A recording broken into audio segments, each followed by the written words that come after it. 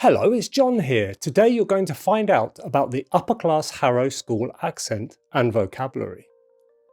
Now, Harrow is one of the most historic and prestigious public schools in the UK. You could say it's placed just behind Eton in prestige terms. It sits on Harrow on the Hill, just northwest of London, and it has produced some of the most recognisable voices in British culture. I speak to you for the first time as Prime Minister. Here is a sample of 4 famous former pupils who all went to Harrow.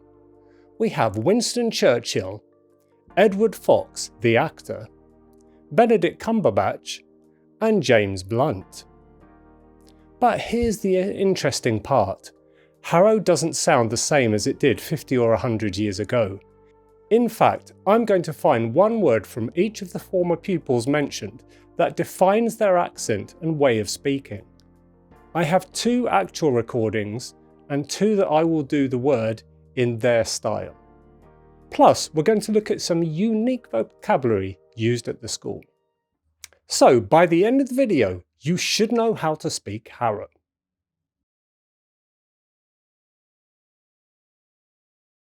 Let's begin with the traditional Harrow sound, and who better than Winston Churchill? The word I've picked from his 1940 speech, "Be ye men of valour," is this. Drastic. Winston Churchill's pronunciation of drastic as drastic is a textbook feature of conservative RP, the pre-1950s elite accent spoken by his generation of Harrovians. Drastic. The key mechanism is the broad R vowel, the same as in rather and master.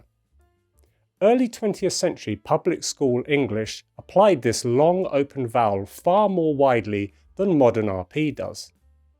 Modern speakers have levelled this down to the short A in drastic, but Churchill's version is, shall we say, a linguistic time capsule of pre-war upper class speech. It would be foolish, however, to disguise the gravity of the hour. Now the next category I call the Aristocratic Actors RP, and here we have Edward Fox. I'm going to do a word in the style of Edward Fox. He was in the classic film Day of the Jackal in the early 1970s.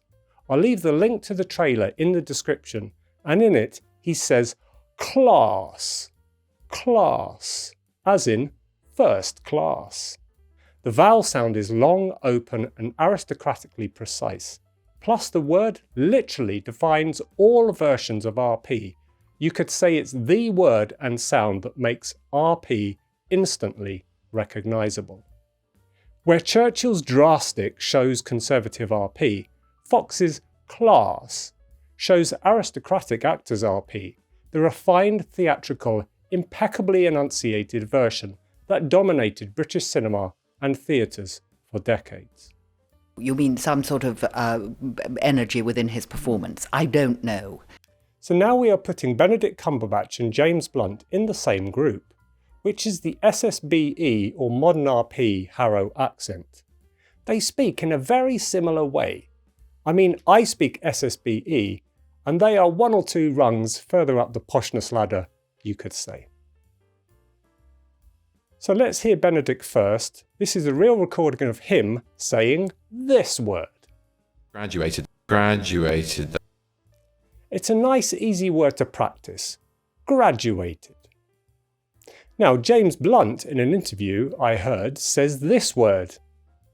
Education. It's also a good word to practice for clear speech. Alright, let's move on to the vocabulary used at Harrow. Every public school has its own vocabulary. Here's Harrow's. Number 1 is the bill. This is the daily roll call in your house. Number 2 is the yarder, which is the area in a boarding house where you can exercise. Number 3 is tolly up, when you're allowed to work after lights out in a boarding house. And number 4 is the ducker. Guess what that is?